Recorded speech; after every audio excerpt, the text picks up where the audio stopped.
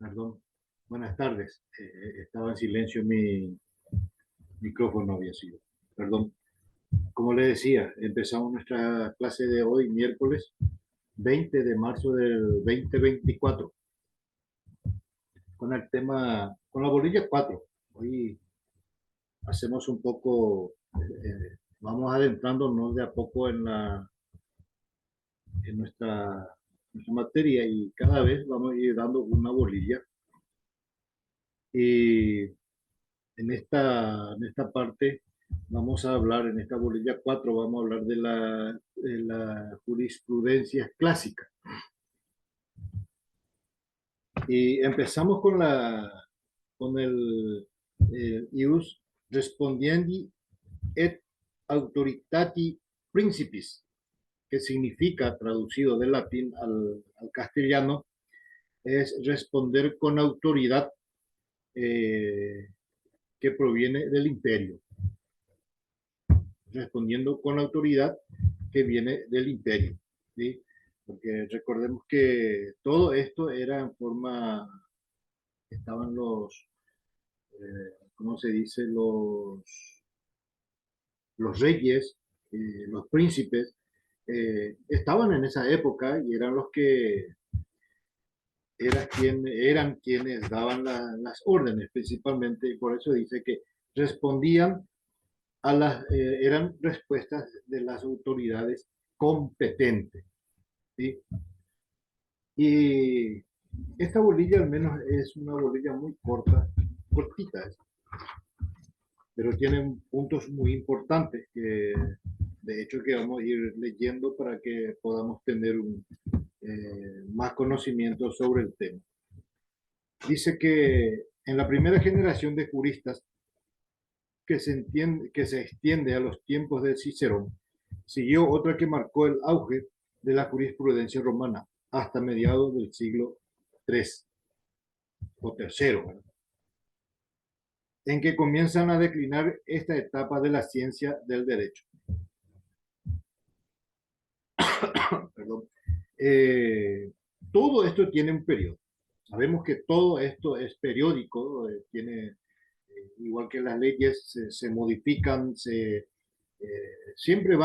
están en movimiento cuando pareciera que ya está un poco caduca, entonces se va transformando, haciendo nuevas leyes en todo sentido, ¿sí? Luego dice que el desarrollo de la expansión del Imperio Romano exigían con urgencia la creación de un derecho esencialmente universalista. Los jurisconsultos, mediante la concesión del ius respondi et autoritati principis, que es pidiendo permiso ellos a las autoridades competentes, entonces, dice, responden para que ellos puedan tener una respuesta que sea creíble, ¿sí? Por eso ellos primeramente consultaban allí. O sea, el derecho de responder con la autoridad del principis, dice. No sé, como les dije, siempre ellos consultaban primeramente a que cuando iban a hacer algo. La autorización y garantía otorgada desde Augusto a ciertos jurisconsultos para emitir respuestas sobre asuntos jurídicos los elevó indudablemente a un plano oficial que no tuvieron antes y permitió al intervenir directamente en el proceso de creación de nuevos derechos privados. Como les dije anteriormente, esto no vino así porque sí, no vino así porque sí nomás el tema del derecho. Siempre hubo un motivo, una razón por el cual se iban creando las leyes y cambiando las leyes cada tanto.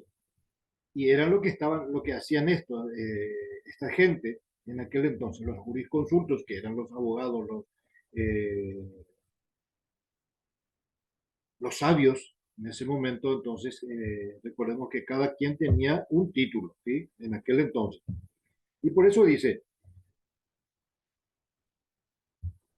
la autorización y garantía otorgada desde Augusto a ciertos jurisconsultos para emitir respuestas sobre asuntos jurídicos los elevó indudablemente a un plano oficial, porque no podían ellos, como es cierto, yo quiero que tengan un poco en cuenta el tema de el estatus que tiene un abogado. Por eso es que en una, en una reunión o en un alto oficial donde debe estar presente un abogado, no puede ir en remera, no puede ir en vaqueros todos rotos como se usa hoy, en zapatillas de tenis. Entonces, es por eso es que siempre se le miró mucho y se le miró bien al abogado por su estilo de vestimenta, por su estilo de vestirse. Y eso marca la pauta, marca un poco lo que es la, la vista de los demás hacia los abogados. Y por eso dice que esto le elevó un poco más de categoría a ellos. O sea que ellos estaban en un nivel medio hasta llegar a un nivel alto. Y eso hace que, por eso dice ahí una parte, que y permitió al intervenir directamente en el proceso de creación de un nuevo derecho privado. Todo esto viene a que tuvieron esa oportunidad de hacer las leyes, de crear, mejor dicho, de crear las leyes, y eso les dio un mejor estatus a ellos. ¿Sí? Por eso dice que tuvieron ese privilegio, tuvieron esa respuesta de subir un peldaño o tener un estatus más elevado.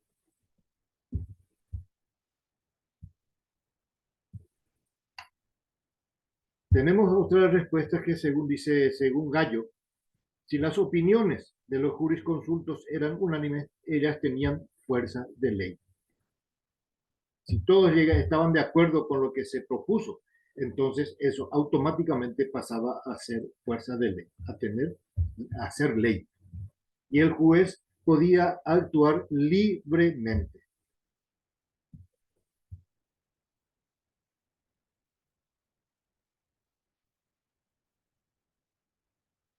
Estos también se les llamaba en aquel entonces al grupo de jurisconsultes o jurisconsultos que se juntaban, que se reunían, que hoy por hoy nosotros le llamamos abogados, se les denominaba concilium o era concilio. Estos concilios continuaron con otros emperadores y contribuyeron a la uniformidad legislativa del derecho romano.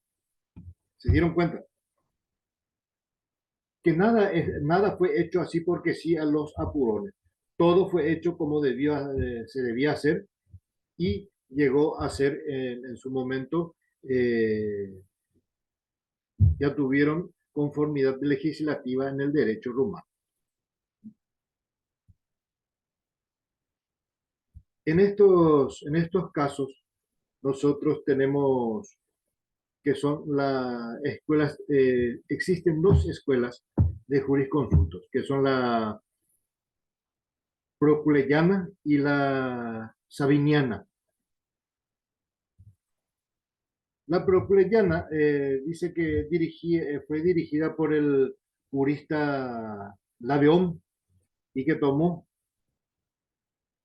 su nombre, dice, de un discípulo llamado Próculo, según algunos autores. Los proculeyanos eran prácticos y renovadores.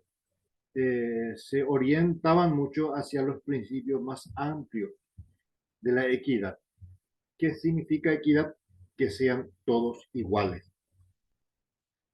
Entonces tenemos que el jurista Laveón, que tomó ese nombre, dice, el nombre de un discípulo suyo, llamado Próculo, por eso se llama Proculellana,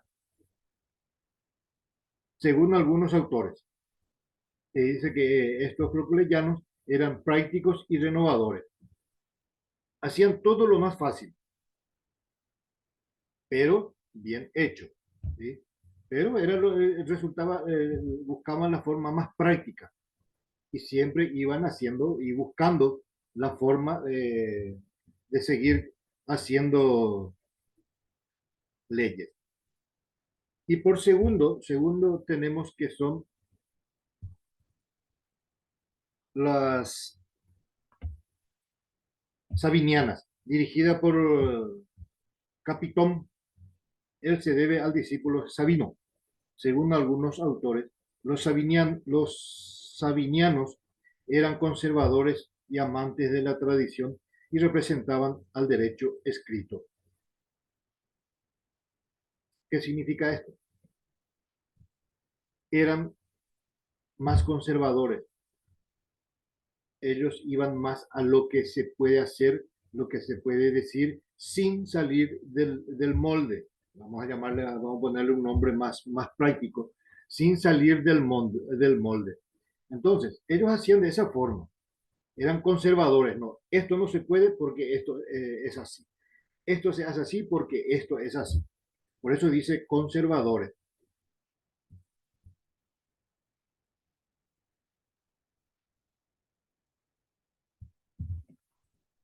En la tercera parte de esta clase, de esta parte, que son los principales juristas de la época histórica.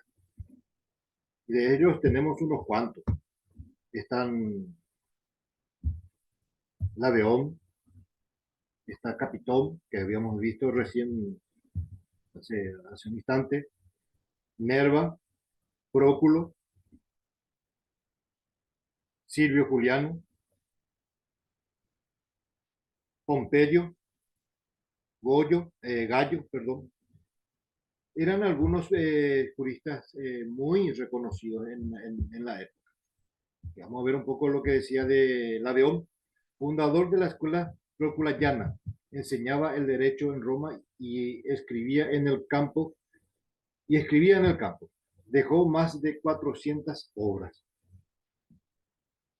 Capitón era rival del anterior y fundador de la escuela sabiniana. Y el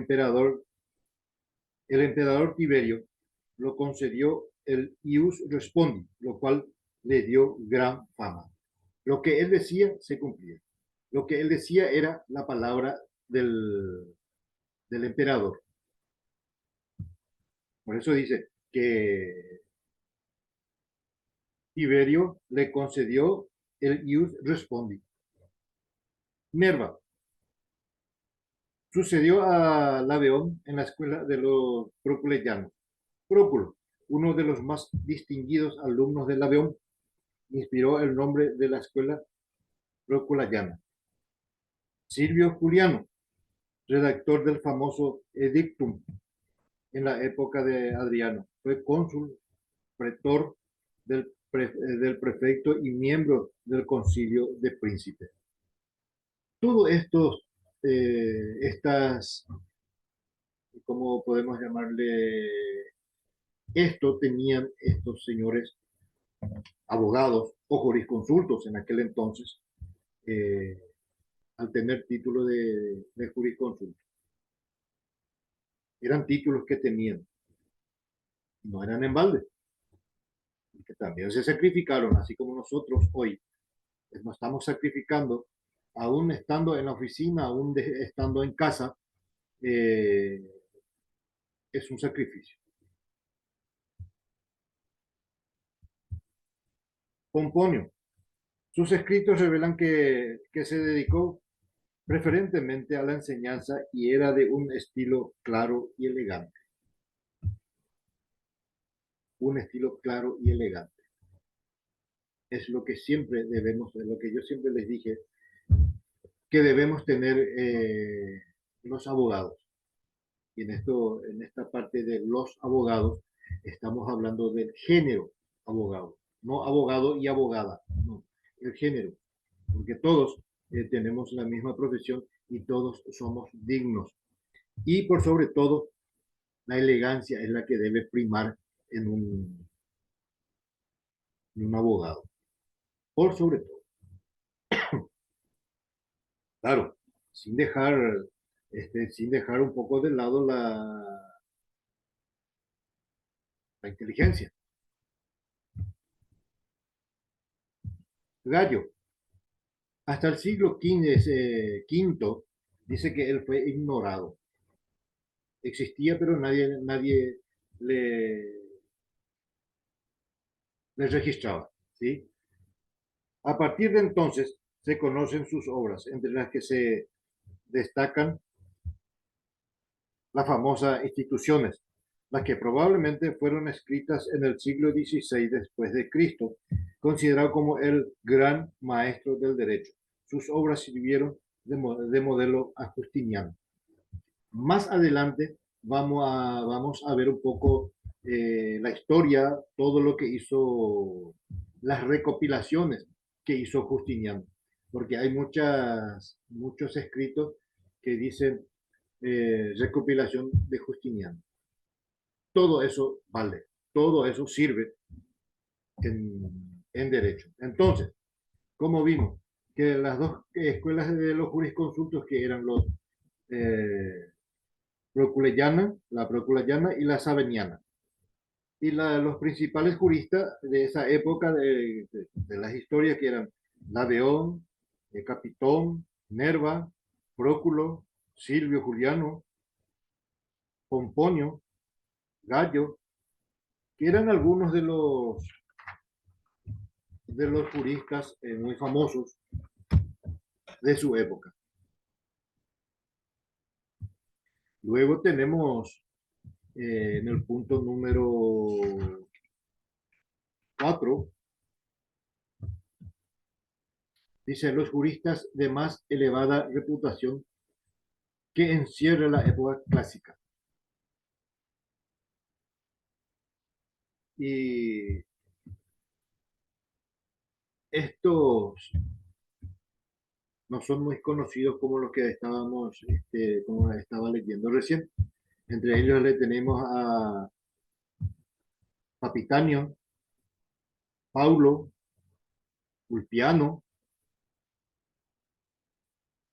Modestino, que son cuatro de los juristas de muy elevada, dice, reputación. Como hoy por hoy existen muchos abogados, doctores en derecho, que son de mucha calidad. ¿Sí? Y también en esa época también existían. Papitanio, por ejemplo, dice, considerado como el jurista más notable de todos los tiempos. Su gran sentido moral lo elevó a tratar de disuadir al emperador Caracalla, que no asesinara a su hermano Gota. Pero no tuvo éxito, como se negó a justificar ante el tribunal ese fratricidio, fue mandado a matar en el año 203 después de Cristo por el mismo Caracalla. Era respetado y admirado por sus elevados pensamientos jurídicos. Dejó numerosas obras y entre ellas su famosa obra Responsa, que era un valioso texto de estudio.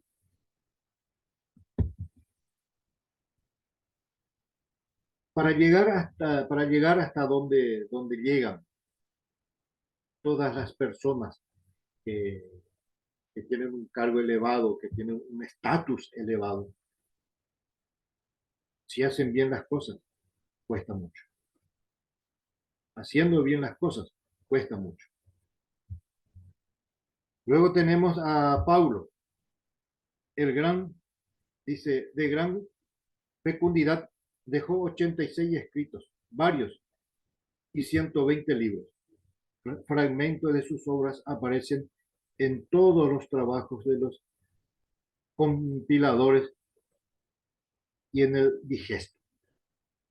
Estos, por algo, son o fueron llamados los juristas de mucha reputación, porque dejaron legado, dejaron mucho y vaya que legado.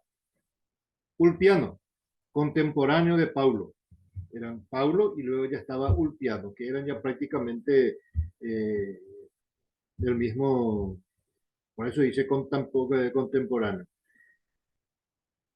pero disentían en muchas cosas. Fue prefecto del pretorio, cargo de singular importancia, bajo el reinado de Alejandro Severo. Era un reformador y pretendió someter el poder militar al civil, lo que produjo una reacción de los pretorianos, que lo asesinaron en el año 228 después de Cristo. Escribió numerosas obras y compiló gran parte de los trabajos de sus antepasados.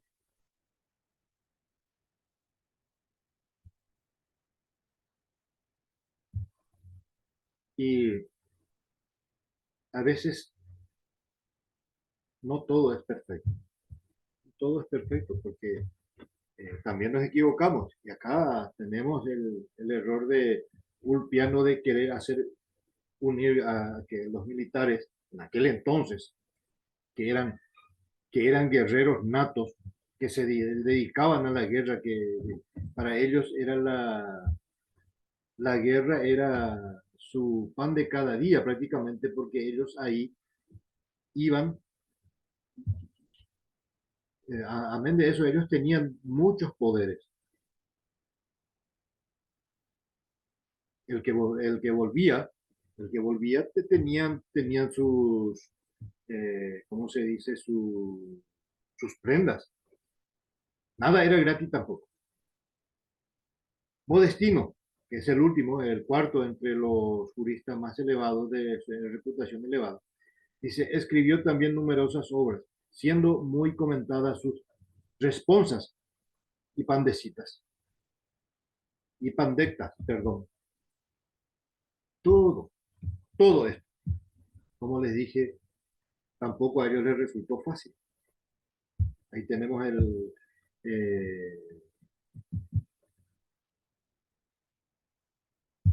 caso de Papitanio.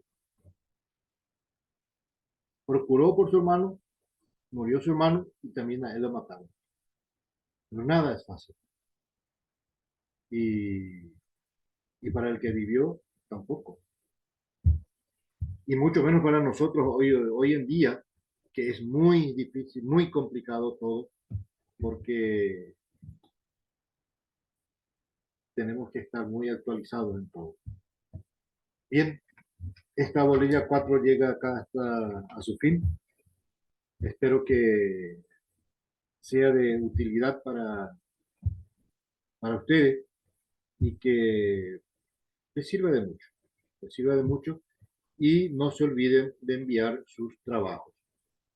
Que tengan buenas tardes.